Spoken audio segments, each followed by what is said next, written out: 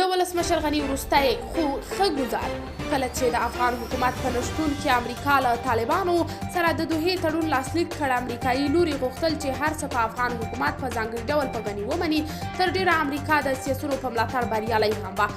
امریکایانو غوښتل چې انتخابات وشي خو غني دا کار وکړ. حتی امریکا یې له لګښت ډډه وکړه خو غني له ملي بودیجې څخه پوره کړه. د انتخاباتو بدنامۍ او حکومت کمزوري کېدو لپاره امریکا بیا د تل په څېر د سیاسونو څخه ګټه واخیسته چې د حکومت صلاحیتونه او واک یې په ډېرو برخو وویشلو چې 50% یې عبدالله او 50 یې غني واخیسته چې په هغه کې هم ورسره امرالله صالح او دانش شریک و. د امریکا زړه لا هم یخ نه و. غوښتل یې چې افغانستان د یو بل نوي جنګ په ډګر بدل شي.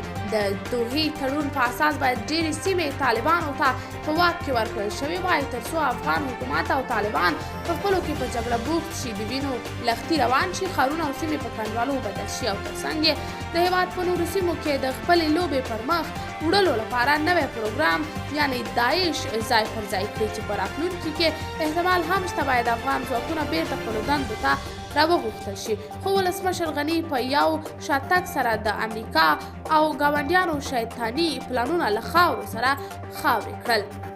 قدرمنو لیدونکو، تاسې د دې موضوع په هکله څه نظر لرئ؟ نظریات مو راسره کمنټ کې شریک، ویډیو لایک او چینل سبسکرایب کړئ.